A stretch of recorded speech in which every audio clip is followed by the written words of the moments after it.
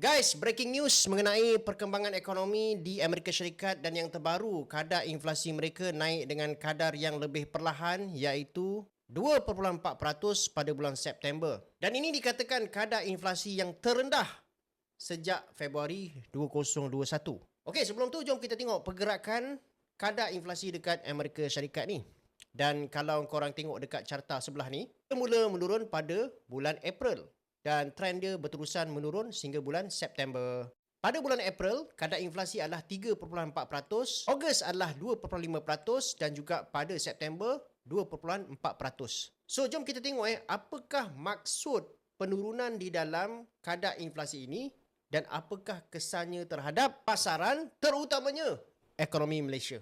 So first kali kita kena faham dulu guys US punya monetary policy dia hampir sama style dia dengan Malaysia iaitu mereka melihat kepada perubahan di dalam kadar inflasi untuk ubah dia punya kadar faedah. Meaning that kalau diorang tengok diorang punya kadar inflasi semakin menurun, diorang pun akan turunkan dia punya kadar faedah yang dikawal oleh Federal Reserve ataupun Fed.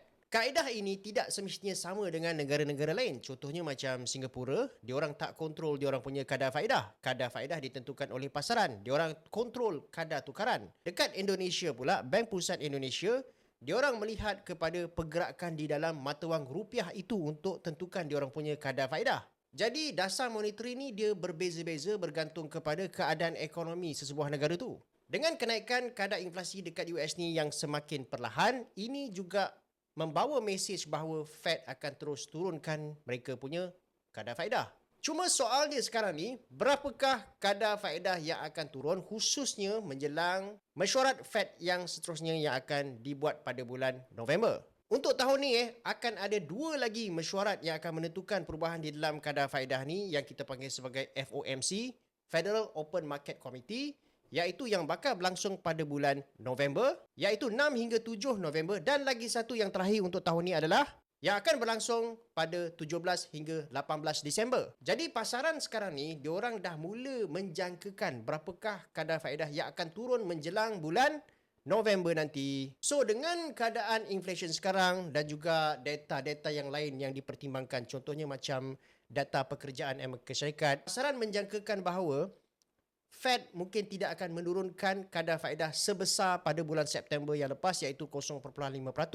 In fact, untuk bulan November ni, diorang mungkin akan menurunkan kadar faedah dengan lebih rendah iaitu 0.25% ataupun separuh daripada apa yang berlaku pada bulan September lah. Okey, pertama sekali kita kena faham bahawa kadar faedah ni adalah kos meminjam bagi perniagaan. So bermaksud kalau kadar faedah itu turun, kos meminjam akan menjadi lebih murah lah. Jadi perniagaan akan lebih suka untuk meminjam duit tak kala kadar faedah rendah. Dan keadaan ini akan dijangka akan boost diorang punya perniagaan. Lebih banyaklah pelaburan yang akan dibuat. Di keadaan ini secara tidak langsung perlahan-lahan akan menyokong pasaran equity. Kalau pasaran equity dekat Amerika Syarikat naik, biasanya pasaran saham dekat Malaysia pun akan naiklah sebab Malaysia punya bursa track Wall Street performance. Lagi satu, kita tengok dari segi pergerakan ringgit. Secara logiknya, ringgit akan naiklah bila kita tengok kadar inflasi dekat US ni meningkat dengan kadar yang lebih perlahan. Sebab apa? Possibility untuk Fed terus turunkan kadar faedah tu akan berlaku. Tapi kita juga kena faham bahawa akan ada faktor-faktor lain jangka pendek yang boleh mempengaruhi nilai ringgit juga. Contohnya macam geopolitik yang berlaku dekat Middle East tu. Kalaulah pergolakan dekat Middle East tu tidak berlaku sekarang ni, saya yakin ringgit dah pergi hampir kepada bawah RM4 dah. Cuma dalam keadaan ni, kita tak perlu risau mengenai pergerakan ringgit tu because kita punya aim sepatutnya berada dalam jangka panjang, bukannya jangka pendek. Saya percaya selagi economic reform diteruskan dan ekonomi Malaysia ni bergerak ke arah yang lebih baik, itu akan menyokong ringgit dalam jangka masa yang panjang.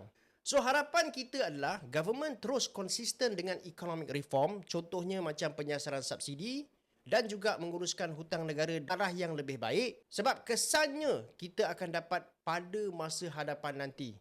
So guys, last but not least, saya nak tanya korang. Korang rasa menjelang tahun 2025 nanti, boleh tak ringgit pergi di bawah RM4 per US dollar?